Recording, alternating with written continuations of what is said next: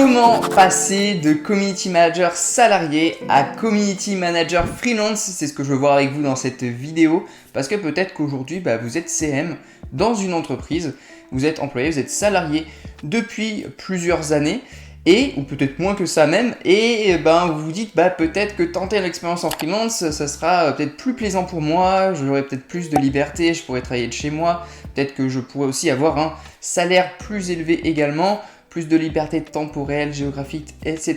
Je pourrais être un peu digital, nomade, voyager.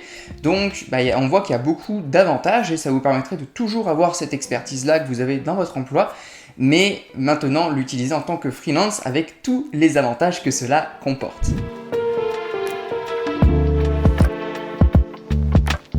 Salut les CM et bienvenue sur la chaîne YouTube des Community Managers Freelance qui souhaitent faire décoller leur activité avec succès. Donc si tu es nouveau, si tu es nouvelle sur cette chaîne YouTube, je t'invite sans plus tarder à t'abonner, à activer la cloche des notifications et également à venir me suivre sur Instagram parce que là-bas on fait du contenu différent, on peut échanger en privé ensemble, vous pouvez me poser vos questions, j'y réponds évidemment, donc c'est super intéressant d'être là-bas également. Donc maintenant, sans plus tarder pour rentrer dans le vif du sujet, comment est-ce que l'on peut efficacement passer de community manager employé à community manager freelance?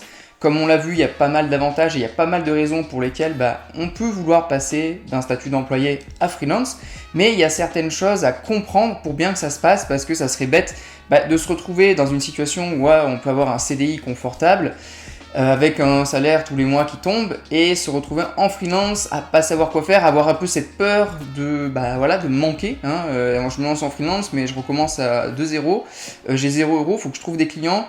Est-ce que je vais trouver assez de clients pour assurer le train de vie que j'avais quand j'étais employé? Combien de temps ça va durer? Combien de temps je vais garder ces clients? On peut avoir cette peur, cette appréhension qui souvent est financière. Il n'y a pas trop d'autres pressions. Souvent c'est purement une pression financière qu'on se met. Est-ce que je vais arriver à gagner autant en freelance que quand j'étais employé, et est-ce que le revenu sera aussi pérenne et sûr? Et dans cette vidéo, c'est vraiment ce que je veux voir avec vous. Donc la première chose déjà à comprendre, c'est que quand vous allez passer de salarié à freelance, c'est qu'il va y avoir un nouveau métier que vous devez apprendre, et c'est le métier d'entrepreneur. Donc, alors oui, entrepreneur c'est un statut plus qu'un métier, mais ce que je veux dire par là, c'est qu'il y a plein de compétences que vous devrez avoir pour que votre activité de freelance se déroule correctement, dont vous n'aviez pas besoin quand vous étiez employé. C'est-à-dire que employé, quand on est CM, vos compétences, c'est les réseaux sociaux, c'est toute cette gestion, cette organisation-là par rapport aux réseaux sociaux, et ça s'arrête là.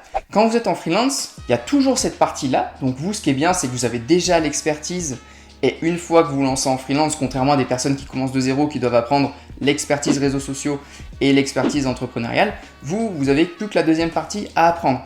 Et c'est-à-dire que là, vous devrez comprendre maintenant comment est-ce que je crée une offre, parce que il va falloir bien proposer quelque chose à des entreprises, quel type d'entreprise je cible, comment je trouve des clients, ça c'est le nerf de la guerre au début. Alors peut-être que grâce à votre activité de CM, vous aurez eu un réseau, vous aurez eu l'occasion de travailler avec des entreprises, tout ça. Donc ça peut être vraiment super intéressant. Donc comment je trouve des clients, comment est-ce que je vends, comment est-ce que derrière je fidélise, comment je fais en sorte que ces revenus soient pérennes dans le temps, parce que peut-être que vous allez avoir un client un mois ou deux, puis après peut-être qu'il va vouloir arrêter pour X ou Y raison, donc il va falloir que ce soit pérenne, soit qu'il y ait un roulement de clients assez régulier. C'est pour ça que je vous conseille de prospecter assez régulièrement, pour pas commencer à chercher des clients quand vous êtes dans le caca, mais plutôt toujours avoir potentiellement des clients et chaque semaine avoir des rendez-vous téléphoniques, etc. Donc vraiment, moi ce que je vous conseille déjà, c'est de faire la transition tout doucement. Donc vraiment la première étape, c'est de ne pas faire la transition en mode barbare. Alors il y en a pour qui ça marche, qui brûlent les bateaux et vas-y on se lance direct en freelance.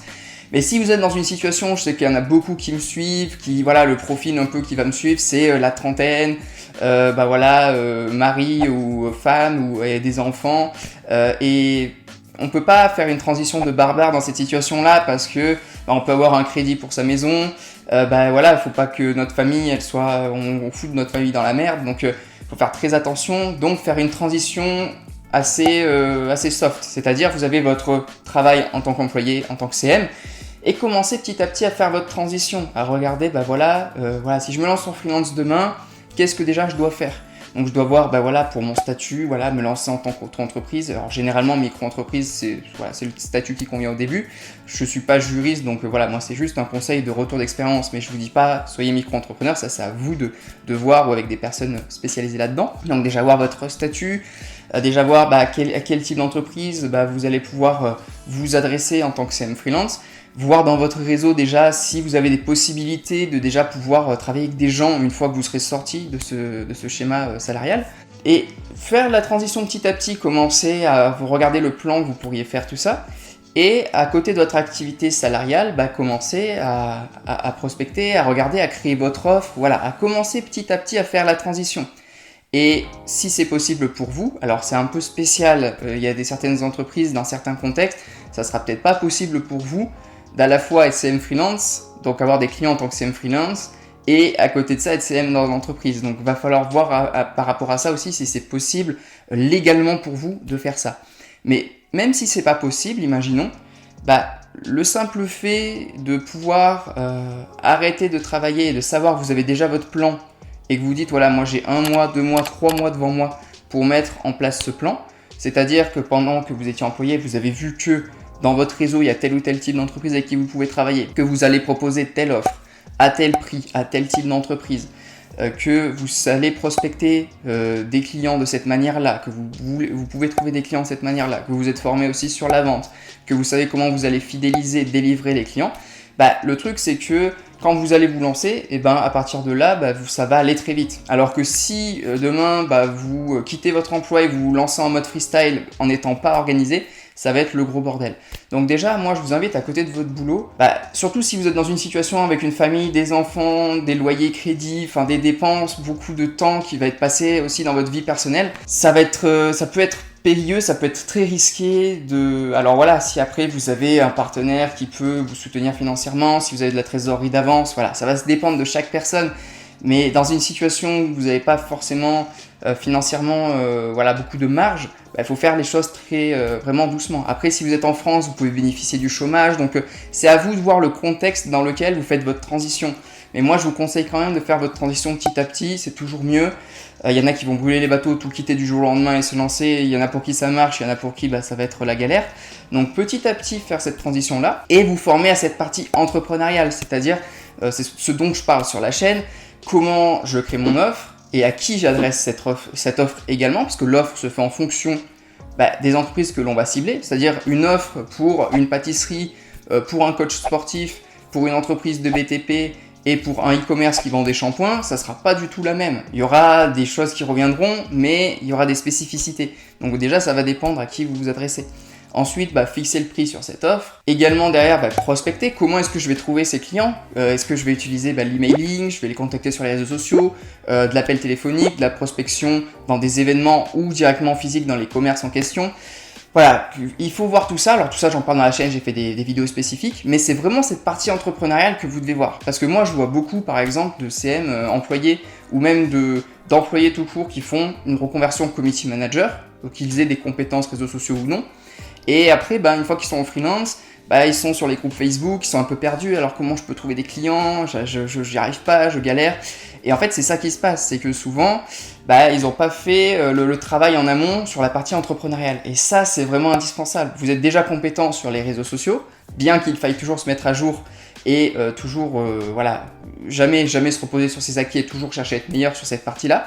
Mais maintenant, il va falloir aussi que vous soyez bon sur cette partie offre, prospection, vente, fidélisation et apport de résultats pour vos clients. Parce que là, la satisfaction du client, elle est directement reliée à vous. Peut-être qu'avant, c'était pas vous qui preniez les retours du client directement, c'était des supérieurs hiérarchiques ou quoi, et vous, vous deviez juste faire vos tâches, tout ça, et ça vous concernait pas trop.